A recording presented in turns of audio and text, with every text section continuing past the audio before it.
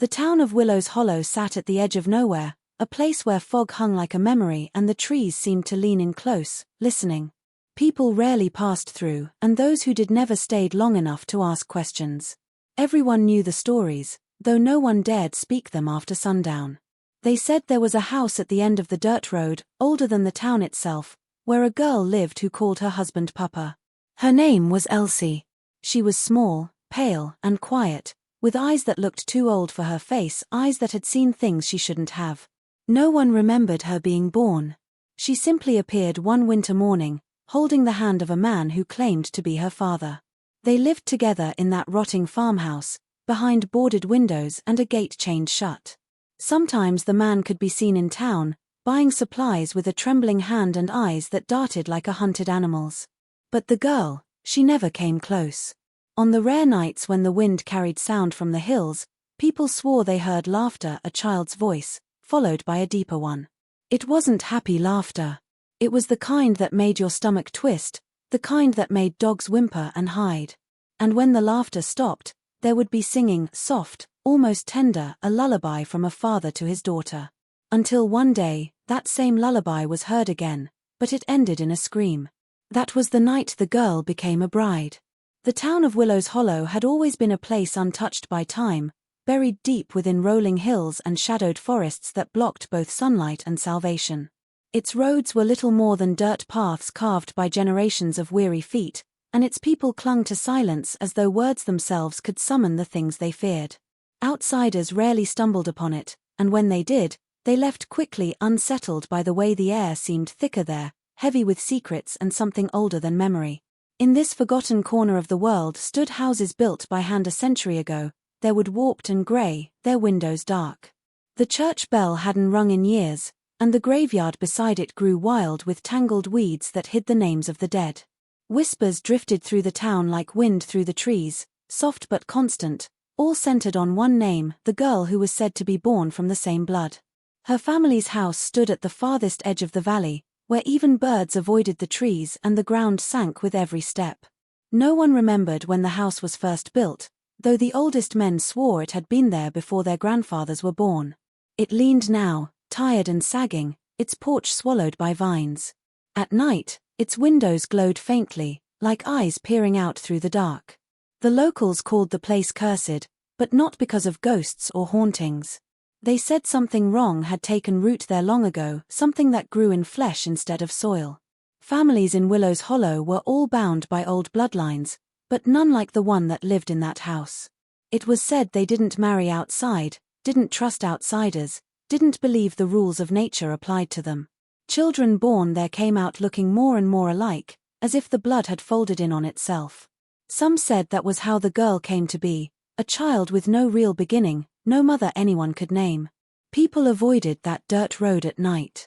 They claimed to see lights flickering inside the house and shadows moving even when no one stood in the doorway. The town sheriff once went there after hearing screams echoing through the trees, but when he returned, his face was white as bone and he never spoke of it again. After that, no one dared go near. The house stood alone, rotting quietly at the edge of the woods, keeping its secret, and inside it, a little girl called someone Papa in a voice far too sweet for such a place. Elsie grew up in a house that felt more like a tomb than a home.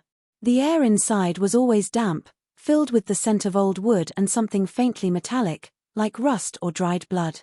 Her days began before the sun rose, when the roosters in the valley were still silent and the fog pressed against the windows like a living thing.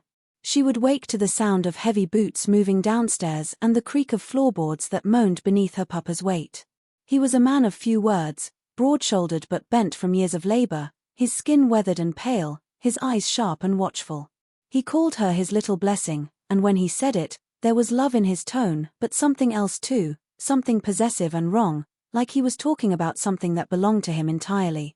Elsie spent her days in the fields, helping him with chores that no child her age should have known how to do. She tilled soil, fed animals, and scrubbed the floors until her fingers cracked. There was no laughter, no play, only obedience and silence.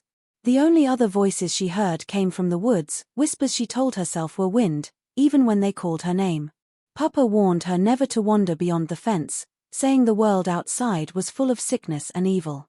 He said the people in town wanted to steal her away, that she was special and must stay pure. And Elsie, trusting him as all children trust, believed every word. Sometimes, when the sun set, he would bring out an old photograph and set it on the table. It showed a woman who looked too much like Elsie to be anyone else. He would stare at it for hours, muttering words she didn't understand, his hand trembling as he touched the image. Then he'd look at Elsie, smile softly, and say she had her mother's eyes. But when Elsie asked where her mother was, he would grow silent and tell her to pray. At night, he would read from an old Bible, his voice low and steady, though the verses always sounded wrong, twisted, as if rewritten for their own private faith. Elsie would lie in bed listening, her heart heavy, trying to ignore the scratching beneath the floorboards or the sound of footsteps outside her door. The farmhouse was their whole world, bound by fear and routine, and she had never known anything beyond it. To her, Papa was protector, teacher, and God all in one, and though she sometimes dreamed of freedom, the thought of leaving him filled her with an unexplainable dread she could not name. When Elsie turned 10, the people of Willow's Hollow began to notice her more, though no one could say exactly when she had grown from a pale, timid child into something that made them uneasy. She was rarely seen, and when she was, it was always at a distance, standing by the gate while her papa bartered in town, her small figure still and silent, eyes lowered to the dirt. The townsfolk whispered that she didn't look like other children. Her skin was almost translucent, her hair a dull, colorless shade that caught no light, and her eyes, those strange, gray eyes, seemed too knowing, as if she saw straight through people. Children who had dared to wave at her said she never waved back, just stared until they turned away, unsettled by how long she could hold a gaze without blinking. What truly stirred the gossip, though, wasn't her strange appearance, it was the growing suspicion that no one knew who her mother was. When asked, her father always gave a different answer. Sometimes he said she had died in childbirth, sometimes that she had run away, sometimes that she wasn't meant for this world. No one had ever seen a woman at that house, not once in all the years since Elsie arrived. A few older women in town claimed to remember the man bringing home a baby wrapped in a blanket one cold autumn night, but no one knew from where. He hadn't passed through the main road, and there had been no wagon tracks in the mud the next morning. It was as though she had appeared out of thin air. Some of the neighbors said they heard strange sounds coming from the farmhouse at night, soft weeping, heavy footsteps, and once, what sounded like two voices arguing. Yet when anyone approached, the lights would go out, and the place would fall silent. The more curious ones who tried to ask questions found themselves quickly shunned by the father, whose eyes could turn wild in an instant. He told them the girl was delicate, easily frightened, and better off away from prying eyes. After that, few dared to pry further. Still, the unease grew. Farmers passing by claimed to see Elsie wandering the fields alone at dusk, talking to no one but moving her lips as if in conversation. Her bare feet left no prints in the dirt, even when the ground was soft after rain. The air around her seemed to hum faintly, and those who saw her up close said there was something unnatural about the way she moved, too calm, too quiet, as if she wasn't entirely there. And when she turned her head toward them, her mouth would curl into a small, ghostly smile that never reached her eyes. The arrival of the traveling doctor was the first real change Willow's Hollow had seen in years. He came one grey morning just after the harvest, riding in on a horse that looked as tired as the man himself. His name was Dr. Grayson, a quiet figure dressed in a long coat, carrying a worn leather bag filled with medicines and instruments that gleamed faintly in the light. The townsfolk had sent for him after hearing that the man in the old farmhouse had fallen ill, though truthfully, many suspected it was more than sickness that plagued that house. The air around the place had grown thick and strange in recent months, and some swore they'd seen the girl's shadow moving in her window long after the lamps went out. When the doctor arrived at the gate, Elsie was the one who greeted him. She looked younger than 10, small and frail, her skin so pale he could see the faint blue of her veins beneath it. Her dress hung loosely on her body, her hair unkempt but clean, and her expression was calm, too calm for a child living in a place like this. She led him inside without a word, her bare feet silent on the floorboards. The smell inside the house hit him immediately: rot, medicine, and something faintly metallic. The man she called Papa lay on a cot in the corner, his face gaunt, his skin slick with sweat. His eyes flicked open when the doctor approached, sharp and suspicious. Dr. Grayson examined him carefully, noting the tremors in his hands and the strange discoloration on his skin. It was illness, yes, but not one he recognized. The man's pulse was erratic, his breath shallow, and there was a faint deformity in his features that caught the doctor's attention, something off about the bone structure, as though time and blood had warped it.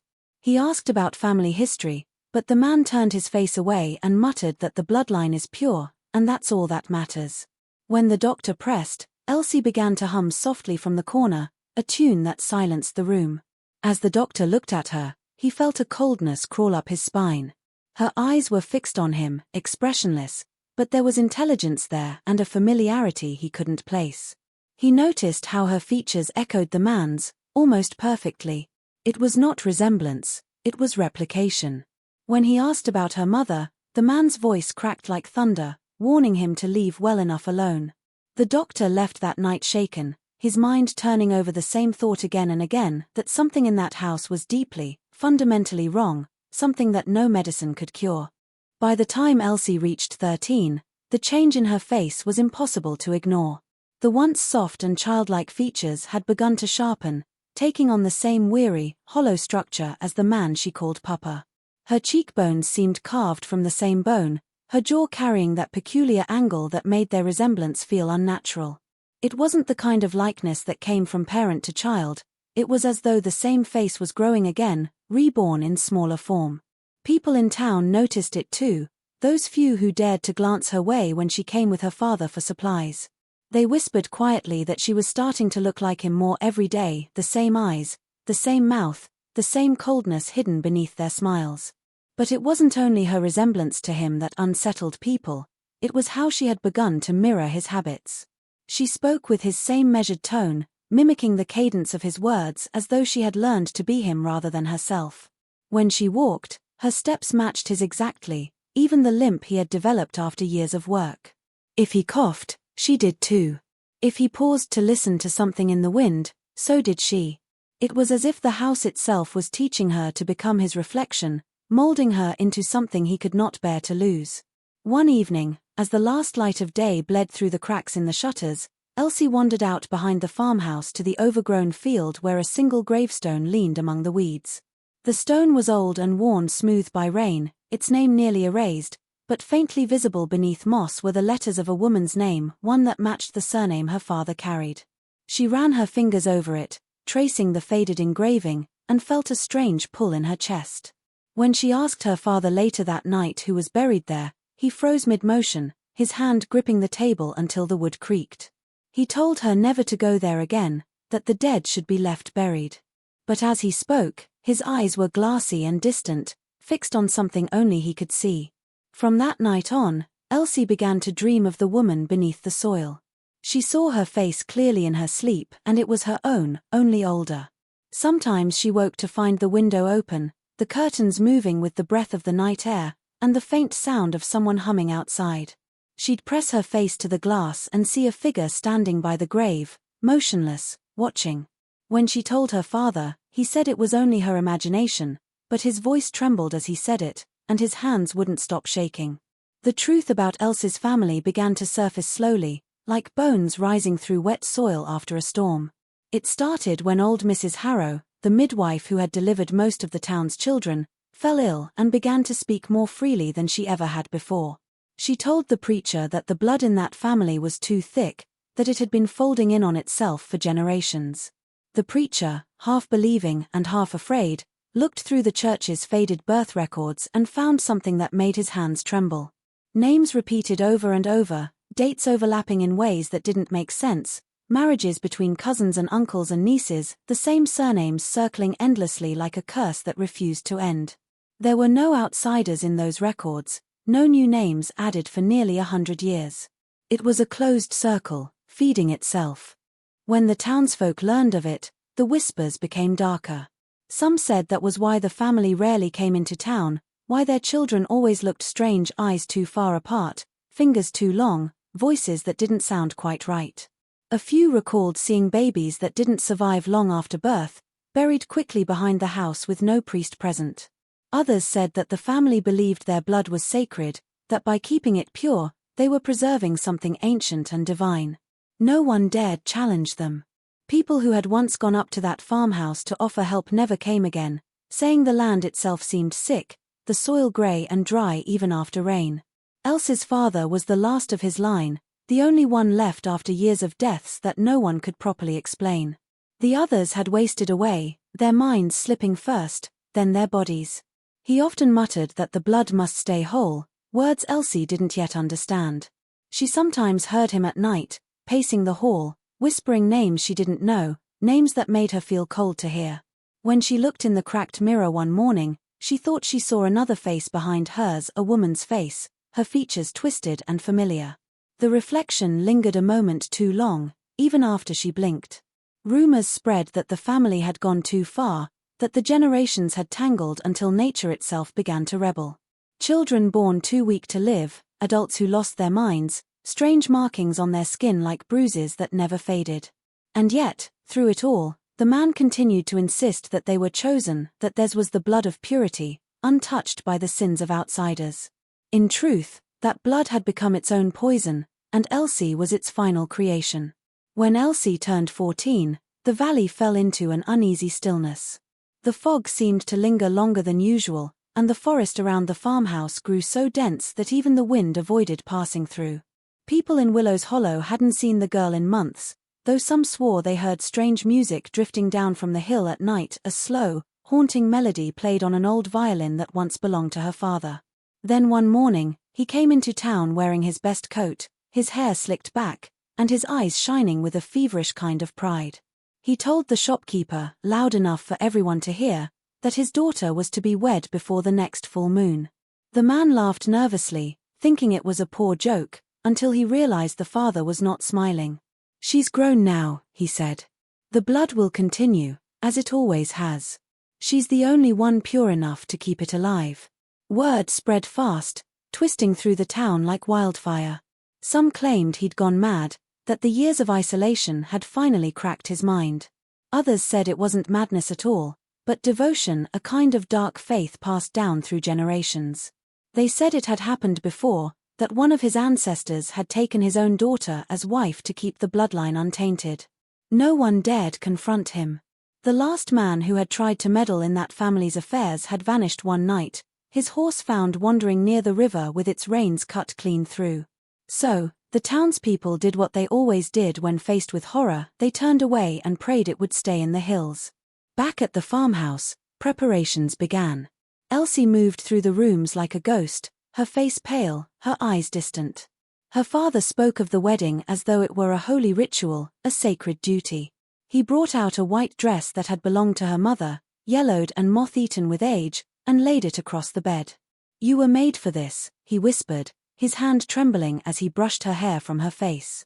She didn't flinch, didn't cry. She only nodded slowly, her gaze unfocused, as though something deep inside her had already given up. Outside, the sky darkened with storm clouds, and the first drops of rain began to fall. The townspeople watched from afar as the lights flickered to life in the windows of the old farmhouse. Some said they could hear singing carried by the wind, a man's voice and a girl's, rising together in eerie harmony. It was the sound of a wedding no one was meant to witness, a ceremony that defied both law and nature, binding father and daughter in a blood oath older than either of them could understand. The night before the wedding, the air around the farmhouse grew heavy and electric, as if the storm that had been threatening for days was finally about to break. The sky was swollen with clouds, and thunder rolled through the valley in slow, angry waves. Inside, candles burned in every room, their flames bending and flickering with each gust of wind that slipped through the cracks in the old wooden walls. Elsie sat by the window, dressed in her mother's faded gown, her pale hands resting in her lap. The dress was too large for her, the lace frayed and yellow, but her father said it was perfect, said it carried the blessing of the blood that came before her. He had spent the day chanting old words that sounded more like spells than prayers, pacing the floor, muttering about purity, destiny, and how the family's circle would finally be complete. But as the storm drew closer, something began to shift in Elsie. Her eyes, once glassy and distant, seemed to awaken with a flicker of something deeper, fear, or perhaps realization. She felt it first as a whisper in her ear, a woman's voice that sounded almost like her own, telling her to leave before it was too late. The voice came again, this time from outside, carried by the wind through the open window. When she looked out, she saw only the dark outline of the woods, the trees swaying violently, their branches clawing at the sky. But she thought she saw movement, the faint figure of a woman standing near the old grave behind the house, her dress glowing faintly in the lightning. Her father's voice broke through the moment, calling her name with that strange mix of love and authority. He told her to stay inside, to pray, to prepare herself for the holy union that awaited them at dawn. But Elsie's pulse thundered in her ears, and the room seemed to close in around her. The candles flared, one by one, then snuffed out, leaving her in half-darkness. She stood, barefoot, and walked to the door. Her hand trembled as she turned the latch, the wind screaming through the crack as if warning her to turn back. Outside, the storm unleashed its fury. Lightning ripped across the sky, lighting the fields in brief, violent flashes. For a moment, Elsie thought she saw faces in the rain, pale, sorrowful faces watching her from the trees. She moved toward them, drawn as if by an invisible thread, her white dress dragging through the mud. Behind her, the farmhouse glowed with firelight, and her father's voice rose in a furious prayer that no longer sounded human. The last thing anyone in town would later recall was seeing a small, white figure vanish into the storm, swallowed by the woods as the thunder rolled over the hills like the roar of something ancient and vengeful. The storm had not yet passed when morning came, only softened into a grey drizzle that clung to the valley like breath on glass. The people of Willow's Hollow awoke to the smell of wet earth and something else carried faintly on the wind, the acrid scent of smoke. It drifted down from the hills where the old farmhouse stood, winding through the trees and settling heavy over the town. At first, no one dared to go near. Most assumed the storm had struck the place with lightning, burning it in the night. But when the sheriff and 2 men finally climbed the muddy road that afternoon, what they found chilled them deeper than the rain ever could. The house still stood, but the air around it was wrong, too still, too quiet, as if every living thing had fled. The front door hung open, banging softly against the frame with each gust. Inside, the rooms were in disarray. Candles had burned down to puddles of wax, the furniture was overturned, and the Bible that always sat on the table lay open, its pages soaked and torn. The wedding dress, once draped across the bed, was now on the floor, its hem caked with mud. There was no sign of the girl. But in the barn, they found him. The man everyone called Papa was lying on the ground, his body twisted, his mouth frozen open in a soundless scream. His eyes were wide, his hands clawed at his chest as though he had tried to tear something out of himself before he died. Around his neck was a lock of pale hair tied with a piece of ribbon, and carved into the wood beside him were the words "The blood is broken." No one could say what had killed him. There were no wounds, no signs of struggle beyond the strange marks on his arms, long, thin scratches that looked like fingernails. Some believed he had taken his own life, others swore he had been punished by whatever unholy thing he had worshipped all his years. The sheriff searched the woods for days, following faint footprints that led toward the grave behind the house, but they ended abruptly at the edge of the forest, as if the earth had swallowed her whole. By the end of the week, the house was abandoned. Rain leaked through the roof, and the grave in the back grew darker with each passing day. Sometimes, travelers said they heard a child's voice calling softly from the trees, followed by a whisper that sounded like an echo of that same voice, older, sadder, repeating the word Papa until the sound faded into the mist. Years passed, and the farmhouse on the hill decayed into silence. The roof collapsed in parts, the windows shattered from storms and time, and ivy climbed through every crack, reclaiming what was left of the home that once defied nature itself. The townspeople avoided that part of Willow's Hollow entirely, letting it rot and vanish beneath the weight of its own shame. Yet even with the passing years, the whispers never died. Travelers who wandered too far into the valley sometimes returned pale and trembling, claiming they'd seen lights flickering in the ruins at night or heard the faint echo of a lullaby drifting through the trees. Some swore they'd glimpsed a young girl's silhouette in the window, a girl who looked no older than 14, her face turned toward the moon as if waiting for someone to come home. Decades later, a group of explorers came through the area, historians chasing old ghost stories and forgotten folklore. They were warned not to climb the hill, told that the land was cursed, that even animals avoided it. But curiosity always wins in places where the past refuses to stay buried. They found the farmhouse half sunken into the earth, its walls caved in but still standing enough to breathe. Inside, the air was thick with decay, yet it carried the faint smell of smoke and lilac, a scent that didn't belong to time. Their lanterns flickered as they moved through the ruins, each step stirring the dust of what had once been a life, broken plates, a torn book of scripture, a cradle with deep claw marks across its side. When one of them entered the main room, they found something that froze them all in place. Hanging crooked on the back wall was a portrait, its paint cracked and faded but the faces still visible. A man and a young girl, standing side by side, both with the same grey eyes, the same cold expressions. Their resemblance was uncanny, as if the artist had painted the same person twice, once as a child and once as a grown man. Beneath the frame, carved deeply into the wood of the wall, was a single word, Papa. No one spoke after that. The house seemed to breathe around them, the floorboards groaning as though shifting under invisible weight. One explorer thought he saw movement in the reflection of a broken mirror, a flash of pale skin, the hem of a white dress passing behind him. They left in silence, never daring to return. In the days that followed, they all dreamed of the same thing. A girl standing at the edge of a dark forest, smiling faintly, her lips mouthing a word they could not hear, a word that sounded almost like home.